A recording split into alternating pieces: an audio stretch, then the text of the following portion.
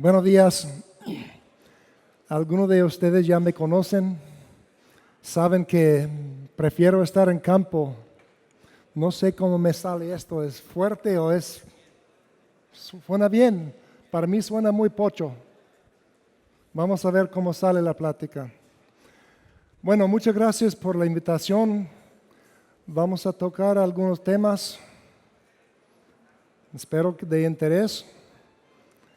Y en fin, vamos a ver si tocamos las metas que yo tengo para administrar conceptos a los técnicos, principalmente los growers, sobre el uso de nutrición, mejor dicho, al cultivo.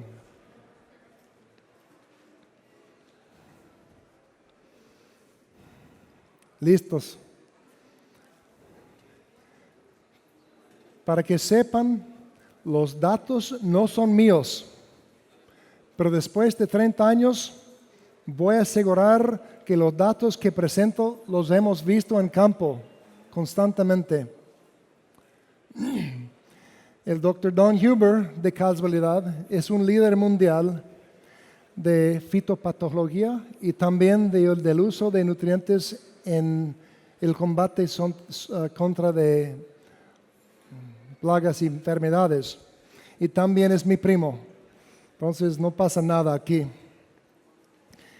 Dice, está claro que la gravedad de la mayoría de las enfermedades puede reducirse y el control químico, biológico o genético de muchos patógenos de las plantas se ve mejorando por una nutrición adecuada. Esto es la citación profesional. Y esto es mío. A ver, ¿quién reconoce esta? ¿Qué es esto? El perro más flaco, más débil, menos resistencia. Ya lo vemos en campo, pero vamos a tocar algunos temas más específicos. Ok, primer tema que voy a tocar es el tema de la trofobiosis. ¿Qué es eso? ¿Quién reconoce esto? ¿Algunos? Nadie. Bueno, es algo nuevo, qué bueno. ¿Qué es la teoría de trombocitosis? De acuerdo con la teoría, las plagas y las enfermedades solamente atacan plantas desequilibradas y débiles. ¿En serio? Una persona me dice, ser humanos, cuando yo voy a escoger en un restaurante de pescado, de arrachera o de carnes, ¿voy a escoger la carne más débil? No. Pero el león, que es más fuerte que yo, ¿qué escoja? ¿El elefante más fuerte o la cebra dañada? Es lo mismo. Los organismos no tienen dinero extra, energía extra, para atacar los organismos más fuertes. Es un hecho, es un patrón universal entre los animales. También las plantas con desequilibrios nutricionales son ricas en sustancias semiconstruidas o metabolitos intermedios, que son los atrayentes de hongos, bacterias, insectos y ácaros, entre todos. Atrayentes. Una planta malnutrida tiene exudatos, tiene metabolitos, sustancias que exudan, que son atrayentes, indicadores que la planta está enferma. ¿Estamos bien? Adelante.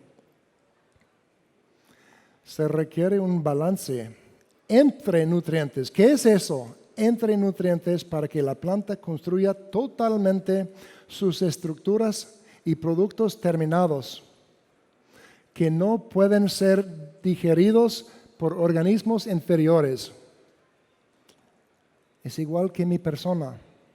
Si estoy estresado, vamos a decir que tenemos 5 personas en la misma camioneta yendo hasta Mazatlán y una persona tiene un tos o tiene una enfermedad y yo no estoy susceptible porque estoy fuerte, no voy a agarrar la misma infección. Es lo mismo con las plantas.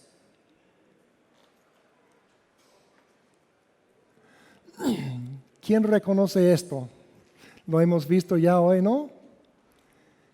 Es el famoso triángulo de la enfermedad, pero con círculos. ¿Pero qué enseña?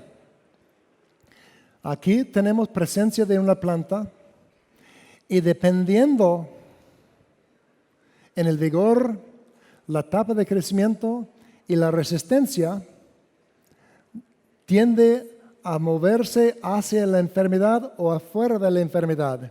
Es lo mismo con el patógeno. Población, concentración, ciertas características que tenga y por supuesto el ambiente. Sabemos en la presencia de mucha lluvia, la pectina está lavada un poco. Bueno, al fin de cuentas la humedad relativa, todo tiene un efecto para la enfermedad. Y donde no se conectan estos 3 puntos, la enfermedad no existe. Hay otras alternativas, otros pasos, otros lugares de escape, evitación, saprofítico.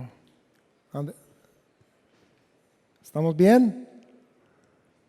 Esta es una tabla un poco más complicado, pero al fin de cuentas se enseña la misma cosa relativo a los elementos nutricionales.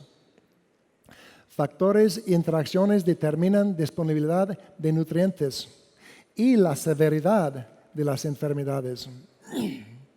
Por supuesto, tenemos los factores abióticos, los factores patógenos. Esto ya está fallando. Pero factores bióticos. ¿Tienes otro de esto, porfa? Una pila nueva. Ya está fallando un poco. Pero cosas que tenemos que considerar si estamos hablando factores bióticos de los elementos nutricionales es antagonismo, sinergismo. ¿Qué pasa con el elemento? ¿Se oxida? ¿Se reduce? ¿Competidores para los recursos?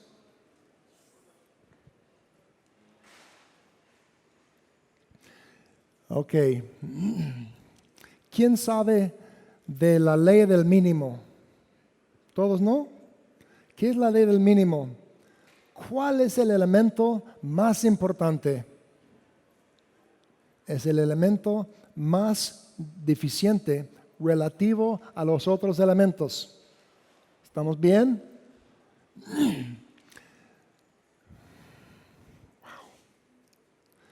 Ok.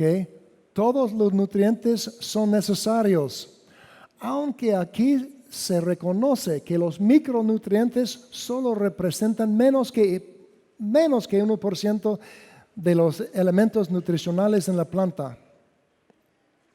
Los elementos secundarios hasta 20% y por supuesto varía. Esto es para cítricos.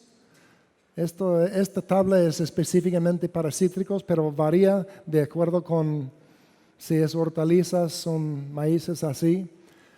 Los macronutrientes son más que 80% del contenido de la planta, pero ¿cuál es el factor limitante? Determina el efecto de la disponibilidad o susceptibilidad del cultivo. Para construir una pirámide equilibrada y completa, esto es la meta. Balancear la nutrición para fortificar la planta. Y esto son las cosas que vamos a tocar. ¿Estamos bien? Una buena balance de nutrientes. Esto es la meta. ¿Cómo logramos esto? Bueno, esta tabla habla no es completo, pero habla del antagonismo y sinergismo entre ciertos elementos. Ok, gracias. Voy a usar mi dedo. Pero lo que pasa, no, disculpa, joven. Es esto que está fallando. Ok. Seguimos. Me quitaste las pilas, güey.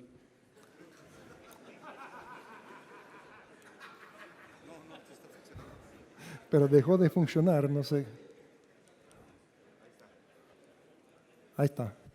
Disculpa. Bueno, esto también tiene una luz que no funciona.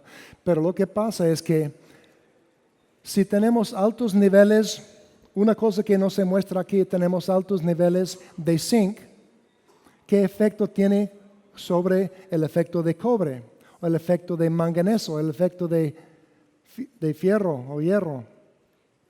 ¿Cuál es el efecto de exceso de nitrógeno, deficiencia en potasio? ¿Y qué provoca estas deficiencias relativamente en la planta? Sabemos que si una planta tiene un valor de elementos nutricionales de 1000 mililitros, ¿podemos poner 1200 mililitros? No, 100% es 100%.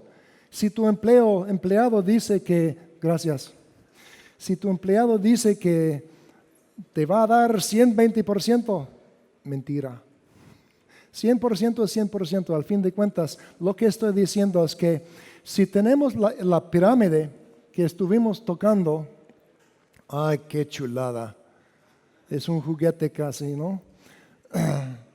Y si empezamos a agregar a esta pirámide, llegando aquí a 85%, alguien tiene que sufrir, ¿no? Alguien tiene que bajarse en contenido, en concentración. Entonces, para producir un pirámide completo de acuerdo con el cultivo que me interesa, tenemos que saber cuáles son los números. Sí. Entonces, interacciones adversas, sinergísticos y antagónicos. Es importante entender esto. Y ahora vamos a tocar estos temas al nivel individual. ¿Estamos bien? Ok. La relación de la nutrición a las enfermedades. La nutrición complementa el manejo de las enfermedades. Hay growers aquí que tienen una persona encargada de los patógenos, una persona encargada del flujo de agua, pero no tiene una persona encargada del manejo de nutrición balanceada. Fertilizar no quiere decir nutrir. A veces que inyectamos, ¿quién tiene hidroponía? ¿Qué entra? Hidroponía, una receta de Coca-Cola. ¿Y qué sale de exudato? Sprite. Miramos el Sprite y decimos, ok, voy a volver el Sprite para refabricar mi Coca-Cola. Entra Coca-Cola, sale Fanta. Y eso, la planta es selectiva, relativo a la concentración y la dilución de ciertos elementos, de acuerdo con la deficiencia y los niveles altos.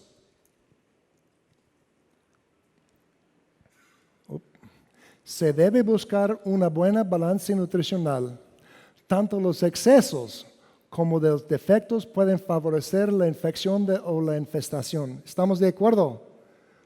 Excesos y deficiencias nos provocan el problema. Los aspectos que relacionan la nutrición de enfermedad son resistencia, número 1, el perro más fuerte, composición y cantidad de exudados celulares. Hay ciertas plantas, vamos a decir que maíz, que conocen mucho maíz aquí en la zona, maíz donde tú vayas, tiene deficiencia de zinc. En la deficiencia de zinc, la planta tiene ciertos exudatos. La deficiencia de manganeso tiene otro exudato. Y tenemos que enfocar la razón. Tenemos deficiencias, exudatos y enfermedades, ataques. Tipo de patógeno o plaga y su forma de penetración es una de las cosas. El tipo de patógeno. A ver. Resistencia de tejidos. Muy fácil. En general, los patógenos atacan las partes menos resistentes. ¿Estamos bien? Tejidos jóvenes, ya que las paredes celulares son delgados. Muchos hongos disuelven mediante enzimas pectolíticas. Ya lo saben, esto es un resumen, pero la lamela media favoreciendo la penetración de las hifas. Tierno, otra vez. Jóvenes. Los insectos también buscan estos tejidos para penetrar sus estiletes y los masticadores prefieren estos tejidos con paredes delgadas. Yo no hago las reglas, pero tenemos que entenderlos y cómo favorecer nuestra meta de proponer una resistencia más fuerte de la planta. Composición y cantidad de exudatos celulares.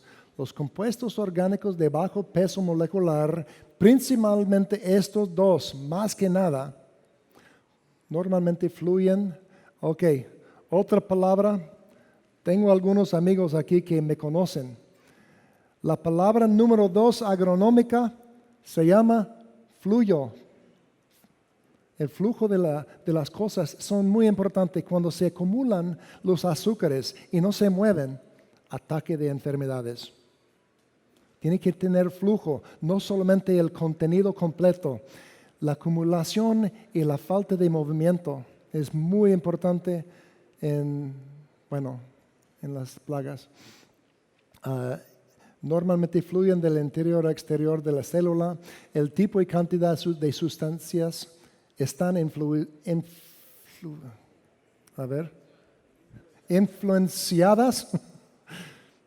En inglés hablamos con la mandíbula. Así. En español, por lengua. Fuerte, la lengua chulada. Disculpa. Ok. Estos efectos sobre la síntesis de compuestos. Efectos de algunos nutrientes sobre la permeabilidad de las membranas. Esto es sumamente importante entender esto. La permeabilidad de las membranas celulares. ¿Ustedes todos creen que todos los edificios son hechos igual? No, algunos son hechos por pendejos, otros por ingenieros excelentes. Igual que la planta. Y nosotros a veces tenemos la culpa.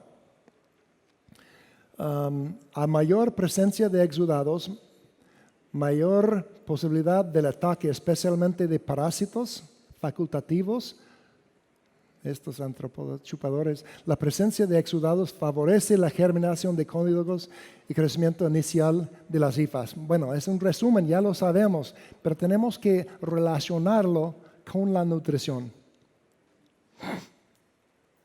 Ok, vamos a mirar tablas y vamos a andar despacito para no confundirlos. Ahí hay mucha información. Al fin de cuentas, Dr. Huber acumuló más que 1,000 reportes de la literatura para formar esta tabla. ¿Y qué dice esta tabla? Esta tabla nos dice que nitrógeno incrementa enfermedades. Y el resto de estos elementos provocan un decrecio de enfermedades. Hay dos cosas que quiero enseñar, tres aquí. Principalmente es que el nitrógeno casi siempre nos incrementa la enfermedad y que el elemento más fuerte en la nutrición es el cobre. ¿Quién aquí aplica cobre al follaje para protección? todos no. Esto se llama nutrición, pero es foliar, no es nutrición. Si absorba 1% del contenido de un cobre pentahidratado, defoliamos. Esto no estoy hablando solamente de la nutrición sistémico, no estoy hablando de aplicaciones al follaje de protectantes. ¿Estamos bien? Otra cosa que quiero enseñar, ¿cuál es el otro elemento que menos nos afecta las enfermedades? Magnesio. Entonces, concéntranse en los elementos que logran números más altos: boro, manganeso, cobre, silicio, azufre. Estos elementos, vamos a concentrar la vista en esto y casi olvidarnos de los elementos que realmente no nos provocan tanta ayuda en el balance nutricional con las o contra las enfermedades, las plagas.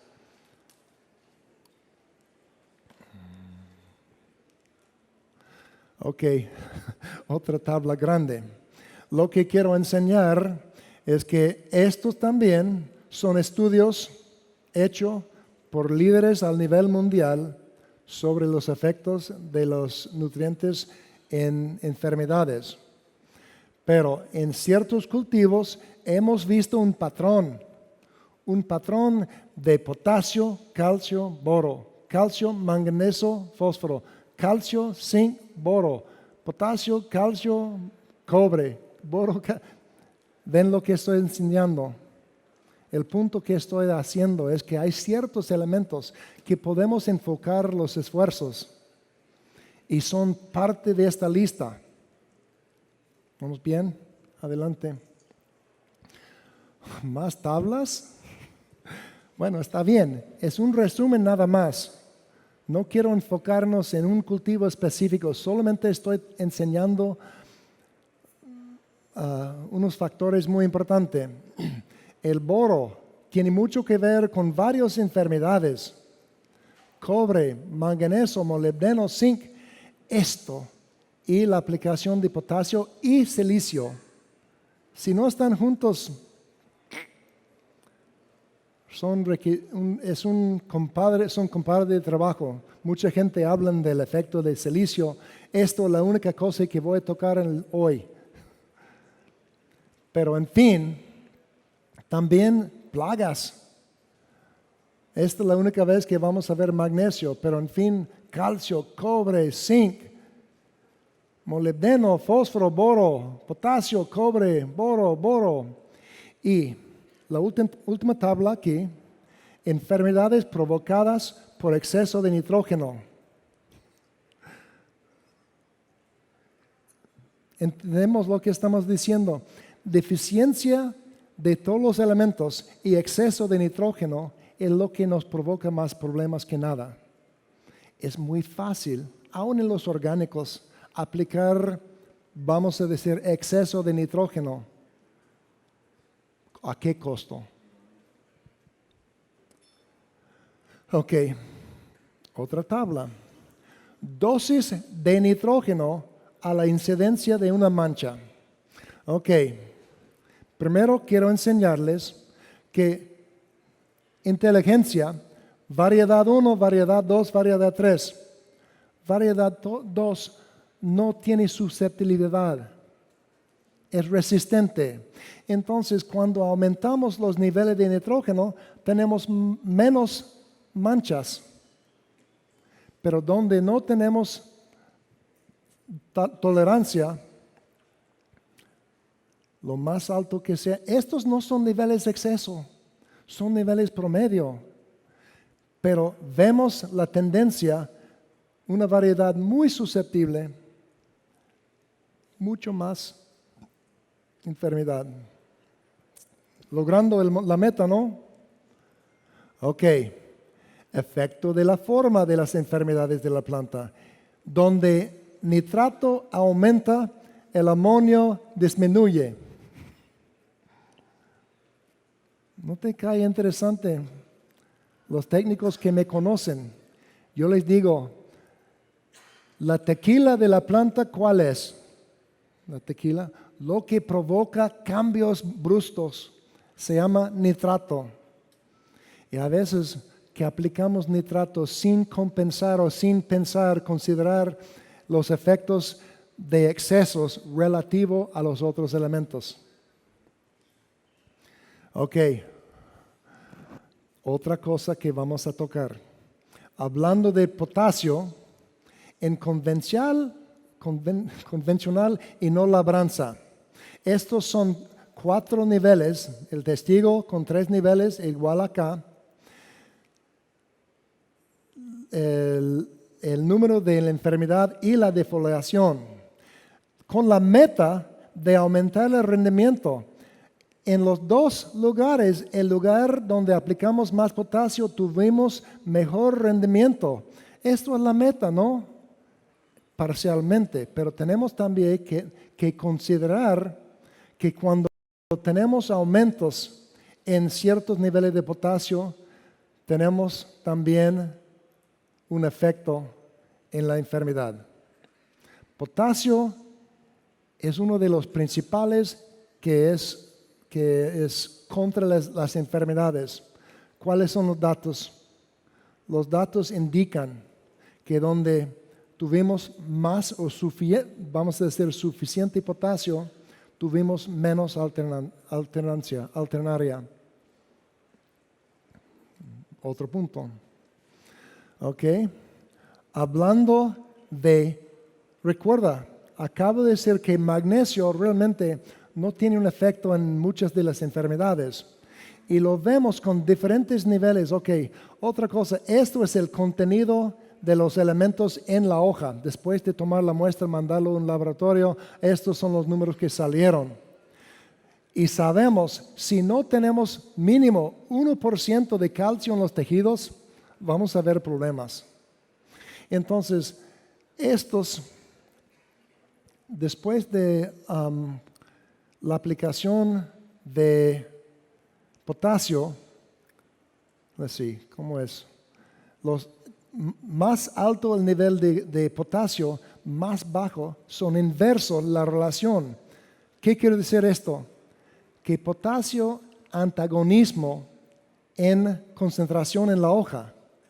Y a veces que en hortalizas aplicamos nitrógeno, fósforo y potasio y casi se olvide de los restos, porque son más fáciles, son más disponibles y también son más rápidos a ver el efecto. Pero ¿qué está pasando? Cada vez que hay un aumento, esto no habla de cuánto aplicaron, solamente habla del contenido de las hojas. Hay una relación inversa. ¿Y qué pasa? Potasio aquí en esta condición no ayudó a tener menos infección. Es la deficiencia de calcio que provocó excesos niveles de potasio que provocó la infección. Estamos logrando lo que estoy diciendo, ya captando. Ok, otra vez, vuelvo a lo mismo. Aquí tenemos 4 niveles de calcio agregado. Para mí, esto es el contenido de calcio en tejido y estos niveles son subletal, son horribles. Pero viendo la tendencia de aplicación, hemos visto en varios, la susceptible y la resistente, aumentamos el nivel de calcio, aún con cultivo resistencia, tenemos menos ataque. Calcio, sumamente importante. Potasio y calcio son enemigos de trabajo. Y si aplicamos demasiado potasio, tenemos un efecto en el calcio, provocando susceptibilidad al cultivo de la plaga. Hold on. Ok. Qué chulada. Efectos de algunos minerales. Esto es una lista de los efectos. Vamos a leerlo para que lo agarren, a lo mejor tomar foto, pero en fin. ¿Qué hace potasio? Más que nada. Si el potasio es el elemento número 1 que tenemos que manejar, Ayuda, por supuesto, en translocación de azúcares. Recuerda, flujo es importante, no producción absoluta de carbohidratos. El flujo es sumamente importante. Reduce la pérdida de agua, por supuesto, regula transpiración. Ayuda en retardar la incidencia de enfermedades por su función principal de activación enzimática. Potasio es importante por regular la transpiración, activación enzimática, movimiento, translocación de fotosintatatos y transporta, regula los procesos vitales.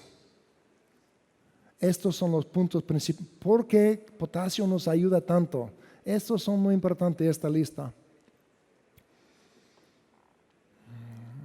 Okay. Calcio. Si voy a tocar temas, primero potasio. Bueno, primero exceso de nitrógeno relativo. Segundo, niveles de potasio relativo a su calcio. Puntos de crecimiento. ¿Por qué hablamos de puntos de crecimiento? Porque 99% del contenido del calcio aumenta en hojas viejas. No llega a los puntos de crecimiento, incluyendo la raíz, la flor y la fruta. Esto es un pedo en la producción. Tenemos que entender que la planta no transloca calcio a los puntos de crecimiento. Por eso es muy común verlos asociados con frutos. Es el elemento responsable de mantener la fuerza e integridad de las células. La pared celular, la pectina, sumamente importante.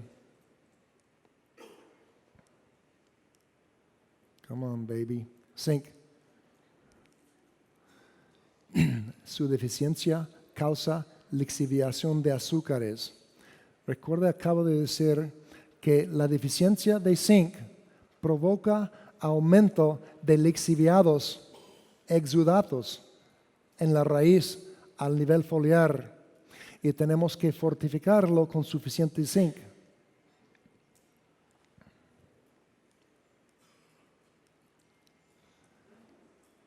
Seguimos con la lista. Boro, ¿qué hace? Ok.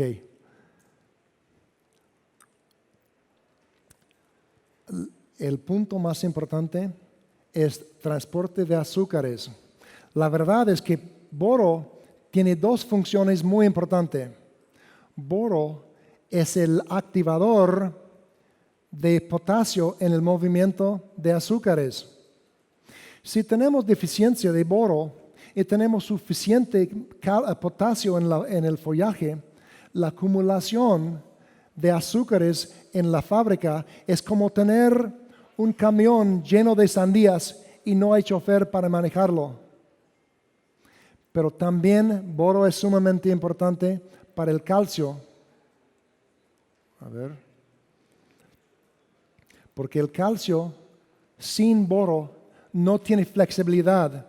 Es como mis huesos en mi persona. Si yo salto aquí, de aquí arriba para abajo, voy a quebrar algo. A lo mejor que no, a lo mejor que no, pero si yo tengo deficiencia de fósforo en mis huesos son muy frágiles, muy quebradizas. Es lo mismo en la planta con boro y calcio. Piensa bien en esto, si van a aplicar potasio, van a aplicar boro, calcio y potasio, tenemos que entender cuáles son los niveles de boro relativo. Estamos agarrando los conceptos bien, ¿no? Cobre. A ver, vámonos. ¡Hey! Ahí está, algunos. Ok, las deficiencias de este elemento afectan la síntesis de fenoles. Muy importante, no vamos a hablar mucho de fenoles hoy, pero son productos en el sistema. Son precursores de otros productos. Muchos de ellos actúan como fitoalexina de lignina y de lignina. Son dos cosas. ¿Qué hace cobre interno? fitoalaxinas y provoca la producción de lignina. ¿Qué pasa después de un viento, un granizada? La planta tiene que producir fitoalaxinas y lignina para sellar y cerrar las heridas en la planta, para protegerlo. Si tenemos deficiencias nutricionales de cobre, vamos a tener ataque de organismos. Estas son las claves principales de estos elementos. No tienen que saber todo, pero estos son los más claves. También se aumenta el nivel de carbohidratos solubles porque es cofactor con zinc. ¿Quién sabía que el cobre es el cofactor de zinc? Es igual que el cofactor de potasio es boro, el cofactor de calcio es boro, el cofactor de zinc es cobre. Por eso se acumulan los carbohidratos. La diferencia entre toxicidad y deficiencia, igual que el boro, es muy chico el rango. Y lo interesante es que nosotros tenemos la tendencia de creer, si yo estoy aplicando altos niveles de cobre como un protectante, que voy a tener suficiente nutrición. Si tenemos hasta 1% absorbido de estos elementos que aplicamos en altas dosis, es tóxico. Defoliar. No queremos que sean solubles, por eso no agregamos ácido cítrico con cobre pentahidratado. Provoca absorción a nivel celular, defolia. Después de fierro, piensa bien en esto. ¿Quién sabe qué es un fitosiderofor? No sé si es bien en español, pero ¿sabe qué es esto? Es un producto, es una proteína, es un producto muy caro que la planta produce para mejorar la absorción de fierro. ¿Sabían esto? ¿Dónde estoy? Después del fierro, el microelemento con mayor facilidad para formar quelatos, componentes para mejorar su absorción y movilidad y su control para que no se oxiden en la planta, es el cobre. Por lo que se cree que esta es la principal forma de asimilación. Quelatos. Vámonos. Ahí está. Bueno, por supuesto, todos los metales son cofactores, son activadores de enzimas. Relacionado con nitrógeno, los carbohidratos, porque nitrógeno y zinc son relacionados, eso es el cofactor. Ok. ¿Quién reconoce esta molécula tan importante? Escríbanlo y hacen un estudio cuando llegan a casa, porque esto es una chulada. Es sumamente importante.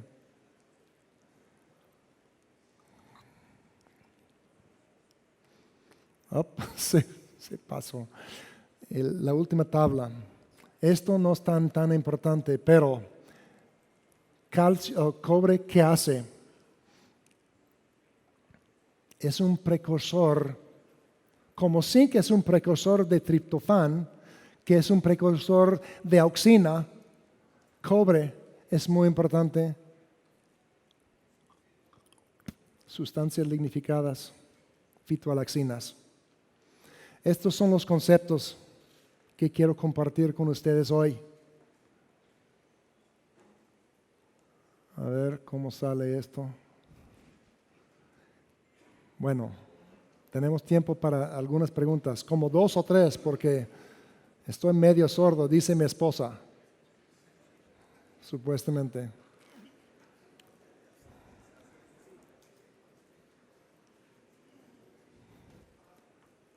No sé si hay un... Ok. Mencionaste ahorita que el potasio y el silicio estaban relacionados directamente con las enfermedades cuando había deficiencia de estos dos. Incluso en alguna de las tablas estaba apuntado en la parte inferior. También mencionaste de los elementos que sintetizan los azúcares. ¿Qué relación hay entre estos elementos, el potasio, calcio y el boro, con el silicio en cuanto a la Excelente. movilización de los azúcares? Parece que él ya sabe algunas cosas, por eso me pregunta. Lo interesante es que recuerda, ¿qué hace potasio con boro? Trasloca azúcares. Si empiezan a concentrarse y no hay flujo, empiezan a liquear. Cuando hay deficiencia de boro, o digo calcio con boro, sigue teniendo el mismo efecto. Las células empiezan a exudar, a liquear. Estos son atraentes. ¿Saben qué es etileno? ¿Qué es etileno? Es un gas, es una hormona, es una hormona de maduración de células. Cuando la célula, vamos a decir que tenemos dos frutos aquí, uno tiene suficiente calcio boro, el otro tiene deficiencia, ¿cuál va a exudar, va a producir más exudados que se conforman a etileno, lo que está deficiente? Entonces, el silicio, esto no es el tema que voy a tocar porque ya sé que es una bandera muy roja a veces, pero silicio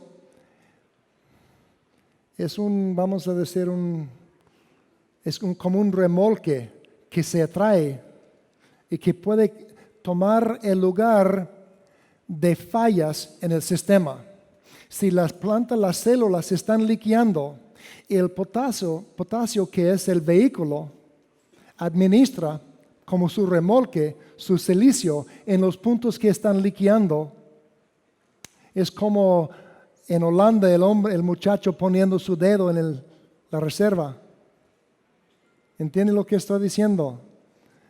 No es muy complicado, pero tiene su lugar cuando se presenta ciertas deficiencias en la estructura, en el desarrollo al nivel celular, pero no voy a hacer más complicado que eso. ¿Está bien o quieres más información?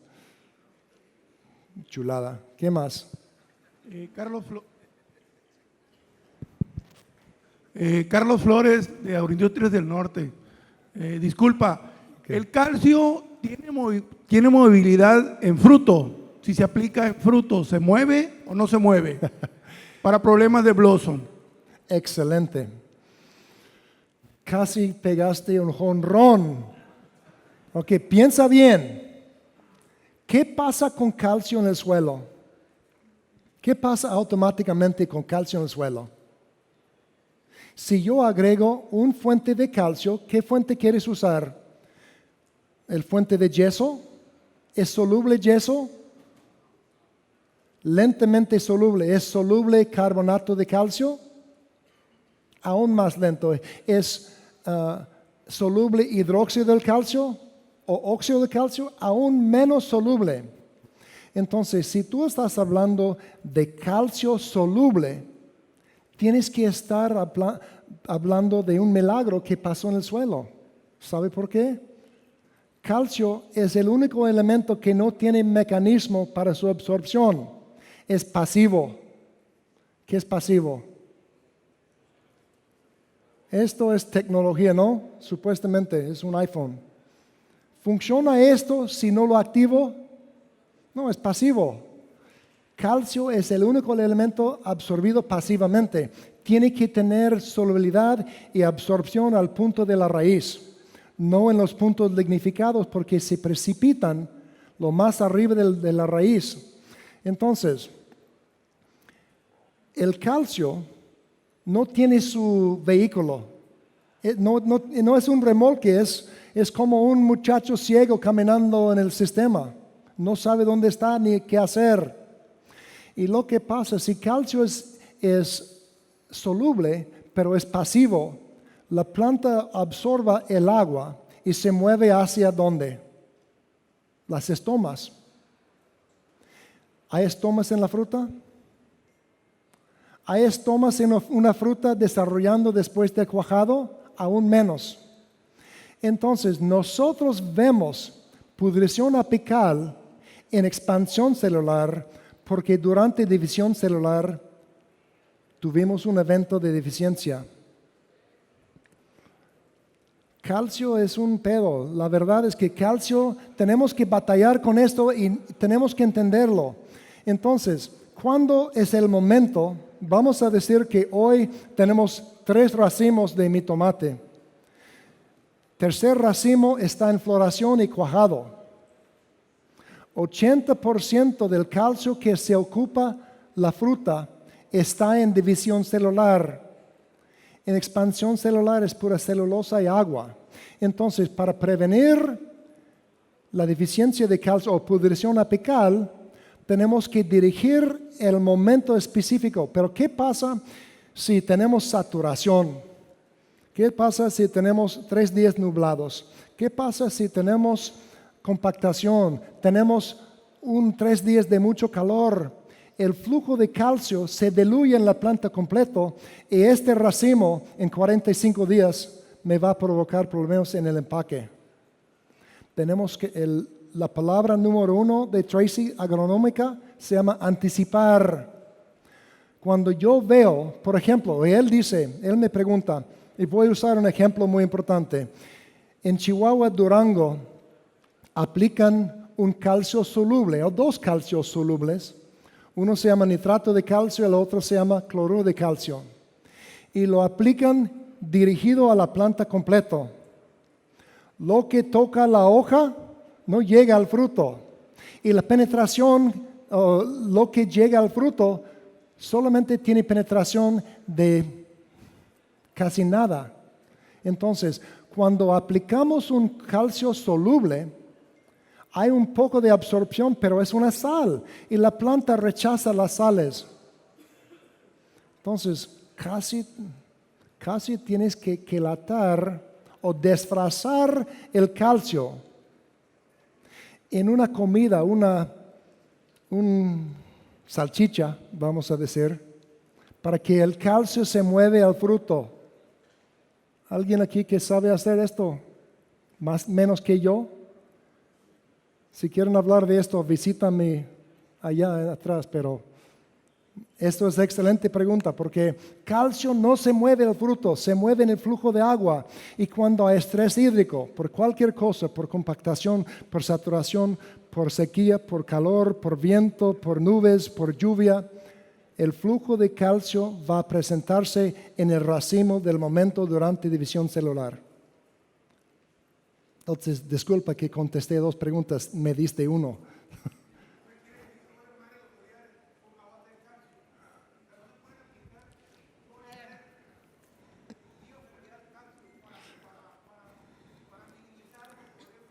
Acabamos de decir que calcio tiene que ser dirigido si queremos que llegue al sitio. El follaje representa más que 90% de la biomasa. Si aplico calcio al follaje, aunque sea soluble, está de contacto, la absorción está menos de 5%. Pero la verdad es que yo tengo el secreto y me hable después. Y si no me lo creen, los caballos se ven en campo. ¿Oíste? Bueno, otra pregunta. Una última pregunta, por favor. ¿Qué más? Una última pregunta. Disculpa, no tiene más preguntas. Está bien. No pasa nada. A las 2. Un aplauso, por favor, a Tracy. Ok. Bueno, gracias.